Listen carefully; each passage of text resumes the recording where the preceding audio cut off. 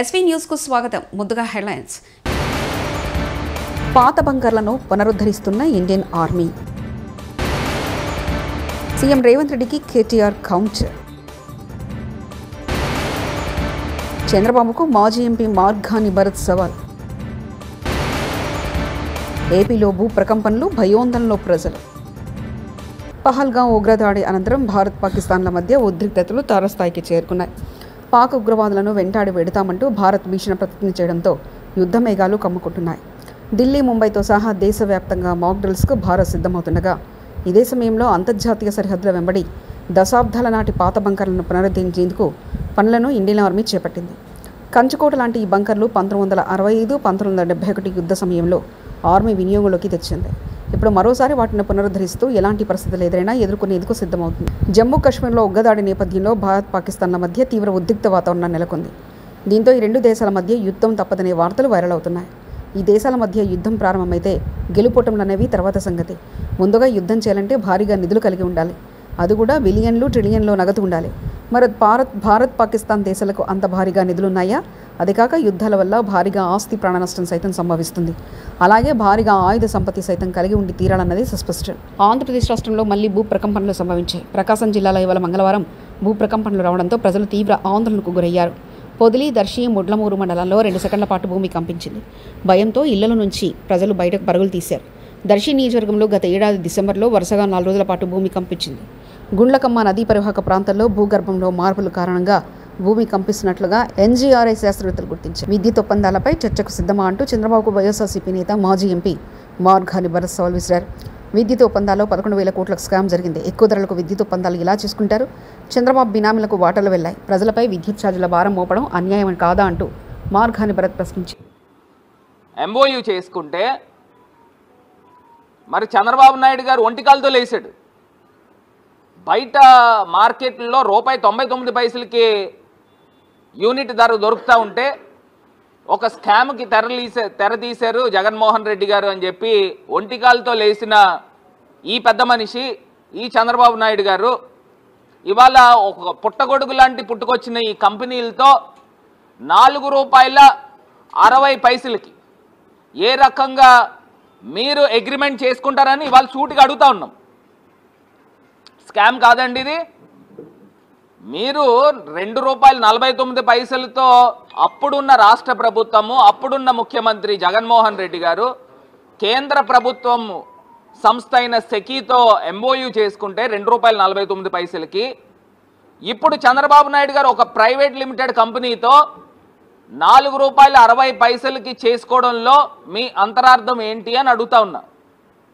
అంటే ప్రజల సొమ్ముతో మరి ఏ బేసిస్లో వీరు చేస్తారనండి?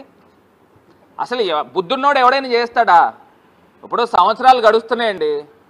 సంవత్సరాలు గడిచేది ఇది గత 2 సంవత్సరాల క్రితము, 3 సంవత్సరాల క్రితము జగన్మోహన్ రెడ్డి గారు అగ్రిమెంట్ చేసుకున్నారు సెకీతో.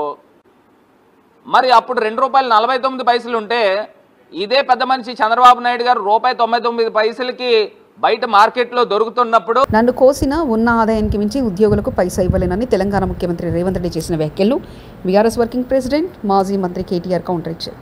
ఈ సందర్భంగా మంగళవారం ఆయన మాట్లాడుతూ తెలంగాణ భవన్లో మీడియాతో మాట్లాడుతూ స్వతంత్ర భారతదేశంలోనే అత్యంత అసమర్థ సీఎం రేవంత్ రెడ్డి అని, ఉద్యోగుల త్యాగాల గురించి ముఖ్యమంత్రికి ఇసుమంత కూడా తెలియదని తీవ్రస్థాయిలో విమర్శించారు. తెలంగాణ ఎన్జీఓల త్యాగాల స్ఫూర్తితో ప్రత్యేక తెలంగాణ రాష్ట్రం వచ్చిందని, ఉద్యోగులకు మాజీ సీఎం కేసీఆర్ 73% ఫిట్మెంట్ ఇచ్చారని తెలిపారు. ఉద్యోగాలపైన తెలంగాణ కోసం కొట్లాడిన ఉద్యోగులపై సీఎం రేవంత్ రెడ్డి బాధలు బాధాకరమని అన్నారు. నీ కొండలరెడ్డి ఆస్తి పెరుగుతుంది, తిరుపతి రెడ్డి ఆస్తి పెరుగుతుంది, నీ వియంకున అప్పులు రైట్ ఆఫ్ అవుతాయి, నీ ఇల్లు 3 ఇంతలు పెరుగుతుంది, కానీ రాష్ట్రం మాత్రం సంకనాకిపోతుంది, దివాలా అయిపోతుంది. ఎట్లయితుంది మరి ఇది? ఢిల్లీకి పోతే అపాయింట్మెంట్లు ఇస్తలేరు, చెప్పులు ఎత్తుకపోతారేమో అని చెప్పి కలుస్తలేరు అన్నాడు. అమ్మతోడు చెప్తున్నా ఈ మాట. నేను ఎవరు చెప్పులు ఎత్తుకపోతారట? అరే చెప్పులు ఎత్తుకపోయేటోళ్ళు వేరే పార్టీ వాళ్ళు ఉన్నారు ఇక్కడ, అది వాళ్ళ కథ వేరు. చెప్పులు ఎత్తుకపోవడింది నాకు అర్థం కాదు. ఢిల్లీకి పోతే అపాయింట్మెంట్లు ఇస్తలేరు, ఎవరు ఇస్తలేరు? రాహుల్ గాంధీ ఇస్తలేడు. కరెక్టే, నీకు ఇయ్యరు కూడా. ఎట్లు ఇస్తారు? నీకు తెలిసిపోయింది నీ కథ అంతా. ఇయ్యరు. ఈ కొత్తగా ఎవరైనా సుట్టపోడు కొత్తగా వస్తేనేమో మర్యాద ఇస్తారు ఎవరైనా సరే, 4 రోజులు ఉంటుంది మర్యాద. ఇక కానీ నువ్వు వచ్చేదేమో ఢిల్లీకి నీ పని మీద వస్తావు.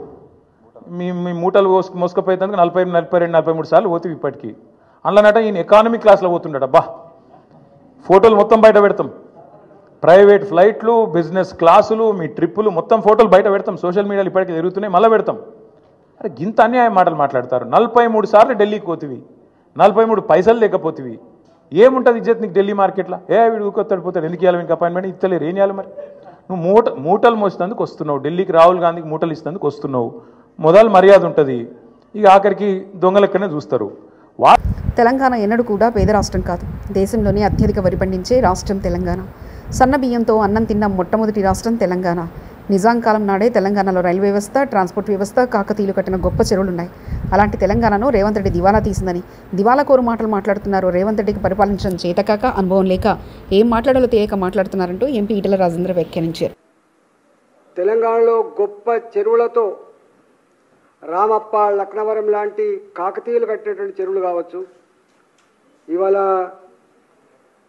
ఒక్క మాటలో చెప్పాలంటే దేశంలోనే అత్యధిక చెరువులు కలిగి వరి పండించే ప్రాంతంగా, సన్నన్నం తినే ప్రాంతంగా వెలుగొందిన రాష్ట్రం ఇది. ఆనాడు పక్క రాష్ట్రం ఆంధ్రప్రదేశ్ రాష్ట్రం తమిళనాడు ప్రాంతంలో ఉంటే అక్కడ జొన్నన్నం తినేటువంటి సందర్భంలో మన రామప్ప కింద, మన లక్నవరం కింద వాళ్ళు వచ్చి ఇవాళ బియ్యం కోసం, సన్నన్నం కోసం ఎగబడ్డ చరిత్ర తెలంగాణది. ఉమ్మడి ఆంధ్రప్రదేశ్ రాష్ట్రంలో 69 ఉద్యమం వచ్చింది. నిధులు మావి, సొమ్ము మాది, సోకు మీద అవుతుందని చెప్పి, ఉద్యోగాలు మావి, మీరు అనుభవిస్తున్నారని చెప్పి 69 ఉద్యమం జరిగింది. ఆనాడు 6 పాయింట్ ఫార్ములా వచ్చింది, అదొక సబ్జెక్టు.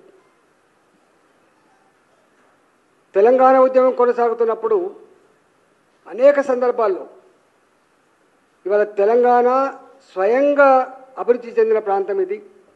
వ్యవసాయ రంగంలో కావచ్చు, ఇన్ఫ్రాస్ట్రక్చర్ రంగంలో కావచ్చు, సేవా రంగంలో కావచ్చు, ఐటీ రంగంలో కావచ్చు, ఈ హైదరాబాద్ని మించింది లేదని చెప్పి ఆనాడు మేము అనేక.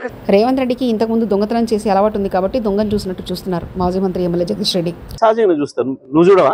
దొంగతనం చేసిన అనుభవం ఉన్నాడు, మీ ఇంటి ముందుకు వస్తే జాగ్రత్త పడవా? మీ ఇట్లా చెప్పవా? జాగ్రత్త అమ్మ జరాడు, ఇంతకుముందు అలవాటు ఉందని చెప్పవా ఇంట్లో? అంతే, వాళ్ళు కూడా అట్లే చూస్తున్నారేమో మరి. ఎవరైనా చెప్పుకుంటారు కదా అది. ఇట్లా పోయేటప్పుడు బజార్లో తిరుగుతున్నాడు వాడు, ఆ పక్కింట్లో దొంగతనం చేసినోడు ఇక్కడ తిరుగుతున్నట్టు జర తలుపులు వేసుకొని చెప్పొద్దాం కదా బయట పెట్టాం. వాళ్ళు కూడా అట్లే చూస్తున్నట్టున్నారు మరి. అది నువ్వే చెప్పుకుంటున్నావు, మేము అనటం లే ఆ మాట. కానీ నీవు నీ చేతగంతనంతో తెలంగాణ పరువును బదట్లో పెడతా అంటే అది పద్ధతి కాదు. తెలంగాణ ప్రజల్ని అవమానిస్తానంటే ఇది సరైనది. తెలంగాణలో ఇప్పుడు చెప్పులెత్తుకుపోయే దాని మీద చర్చ నడుస్తుంది. చెప్పులెత్తుకుపోవడం కాంగ్రెస్ పార్టీ కల్చర్ కావచ్చు. చెప్పులెత్తుకుపోయే వాళ్ళగా రేవంత్ రెడ్డిని ఎవరు చూశారంటూ కేంద్ర మంత్రి బండి సంజయ్ వ్యాఖ్యానించారు. ఇప్పుడు చెప్పులు ఎత్తుకపోవడం మీద చర్చ జరుగుతుంది. ఇప్పుడు జరగాల కూడా 2023 డిసెంబర్లో రాష్ట్ర ముఖ్యమంత్రి గారు ప్రధానమంత్రిని కలిశారు. 2024 జూలైలో రాష్ట్ర ముఖ్యమంత్రి గారు ప్రధానమంత్రిని కలిశారు. మొన్న ఫిబ్రవరి 2025 లో కూడా రాష్ట్ర ముఖ్యమంత్రి గారు ప్రధానమంత్రి గారు కలిశారు. ఇక మంత్రులను పోయినప్పుడల్లా కలుస్తున్నారు మంత్రులను. నిన్న కూడా లాస్ట్ కు హైదరాబాద్ నితిన్ గడ్కరీ గారు కలిశారు.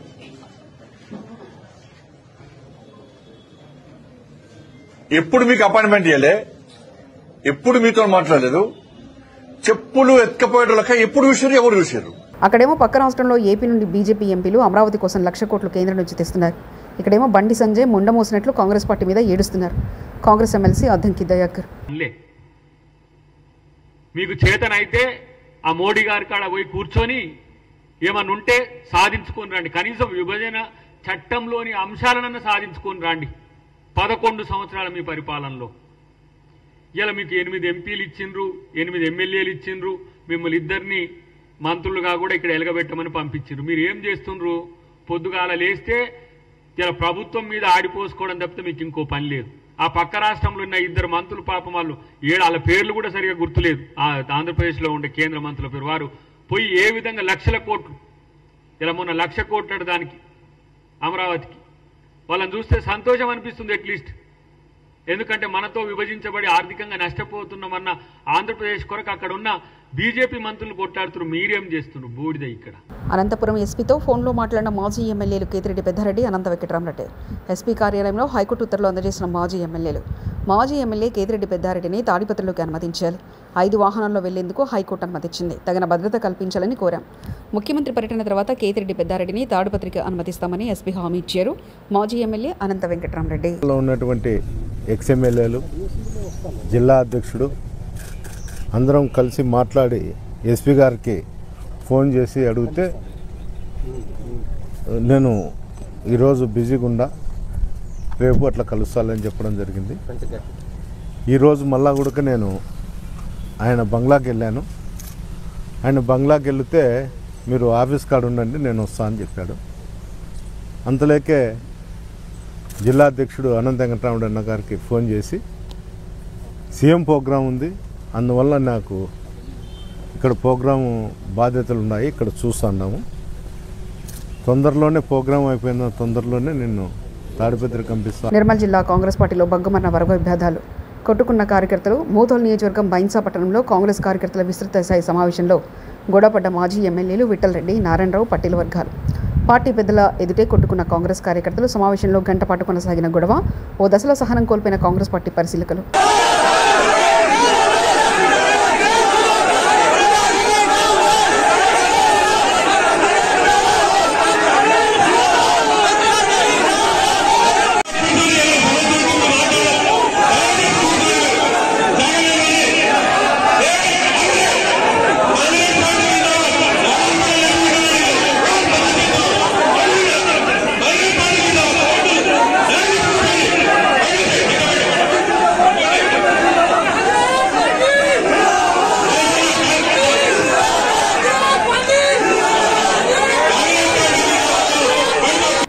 దేశంలోని అత్యుత్తమ రాజధానిగా Amaravati. Madiga corporation chairman Undavalli Sridevi media సమావేశం. ఇది సరిగ్గా జగన్మోహన్ రెడ్డి గారికి సరిపోద్ది. ఎందుకంటే ఇప్పుడు రాష్ట్ర ప్రజలందరూ కూడా సంతోషంగా ఉంటే మరి వేదనలో ఉంది, బాధలో ఉంది ఎవరు? జగన్మోహన్ రెడ్డి గారు. ఆయన కనుక ఆయన చెప్పిన మాటలు అమరావతి గురించి ఏ విధంగా మరి అమరావతిని అటకెక్కిచ్చారో, పనులు ఏ విధంగా చేయకుండా మరి అమరావతిని కొల్లబొడిచారో రాష్ట్ర ప్రజలందరూ దాన్ని గమనించాలి. మరి దుర్యోధనుని యొక్క అత్యాసే కురువంశం నాశనం. అంటే ప్రతిదానికి కూడా నాకే కావాలి, నేనే దోచుకోవాలి, దోచుకో పంచుకో తినుకో అని కాన్సెప్ట్లతో అక్కడ రాజధాని పనులు అటకెక్కించి అవినీతి సిగ్గుపడేలా కూటమి ప్రభుత్వం అవినీతికి పాల్పడుతుందని వైఎస్ఆర్సీపీ మహిళా అధ్యక్షురాలు ఎమ్మెల్సీ వరదుత్ కళ్యాణి ధ్వజమెత్తారు. మహిళలకు ఇచ్చిన ఏ ఒక్క హామీని అమలు చేయకుండా వారిని కూటమి ప్రభుత్వం మోసం చేసిందని మండిపడ్డారు. ఇప్పుడు కొత్తగా కుట్టు మిషన్ల స్కామ్ చేస్తున్నారని ఆరోపించారు. అదే కుట్టు మిషన్స్ ట్రైనింగ్ స్కీమ్ అనేది ఒకటి పెట్టారు. అందులో ఏకంగా మొదటి విడతలో 157 కోట్లు దోపిడీ చేయడానికి వీళ్ళు ప్లాన్ చేసి ఓవరాల్ గా 245 కోట్లు 50 రోజుల్లో దోచుకోవడానికి వీళ్ళు ప్లాన్ చేశారంటే ఎంత దారుణమో, మహిళల్ని మోసం చేయాలనుకోవడం ఎంత దురదృష్టకరమో మనం అర్థం చేసుకోవచ్చు. ఈ రోజు ఒక్క మహిళల్లో ఈ వర్గం ఆ వర్గం అని లేదు. బీసీలు, కాపులు, రెడ్లు, అలాగే కమ్మ, క్షత్రియ, వైశ్య అంటే ఎకనామికల్లీ బ్యాక్వర్డ్ క్లాస్ లో ఉన్న మహిళలకు కూడా అందరికి కూడా ఈ కుట్టు మిషన్లు ట్రైనింగ్ ఇస్తామని చెప్పి వీళ్ళు అందులో పెద్ద స్కామ్ కి తెరలేపడం నిజంగా చాలా దురదృష్టకరం. ఈ రోజు రాష్ట్రంలో తీసుకుంటే అప్పుల్లో ఒకవైపు రికార్డు సృష్టిస్తూ ఉన్నారు, ఇంకోవైపు అవినీతిలో రికార్డు సృష్టిస్తూ ఉండే పరిస్థితి మనకు కనిపిస్తూ ఉంది. అసలు అక్షర క్రమంలో ఆంధ్రప్రదేశ్ నంబర్ 1 స్థానంలో ఉంది. తీసుకుంటే అవినీతిలో కూడా ఈ రోజు నంబర్ 1 స్థానంలో ఈ కూటమి ప్రభుత్వం అధికారంలోకి వచ్చాక తీసుకొచ్చిన పరిస్థితి మనం చూసాం. ఎన్నికల టైంలో సూపర్ 6 హామీలు అని చెప్పారు. ఇప్పుడు అధికారంలోకి వచ్చాక సూపర్ స్కామ్స్ అమలు చేస్తూ ఉండే పరిస్థితి మనం చూస్తూ ఉన్నాము. ఎన్నికల టైంలో బాబు షూరిటీ భవిష్యత్ గ్యారంటీ అన్నారు. ఈ రోజు బాబు షూరిటీ అవినీతి గ్యారంటీ అన్న టైపుగా వీళ్ళు పరిపాలిస్తూ ఉండే పరిస్థితి మనం చూస్తూ ఉన్నాము. అలాగే తీసుకుంటే తెలుగుదేశం పార్టీ కాస్త ఇప్పుడు పాత బంకర్లను పునరుద్ధరిస్తున్న ఇండియన్ ఆర్మీ. సీఎం రేవంత్ రెడ్డికి కేటీఆర్ కౌంటర్. చంద్రబాబుకు మాజీ ఎంపీ మార్గాని భరత్ సవాల్. ఏపీలో భూ ప్రకంపనలు, భయోందనలో ప్రజలు. ఇవి బులెటిన్ విశేషాలు. చూస్తూనే ఉండండి ఎస్వీ న్యూస్.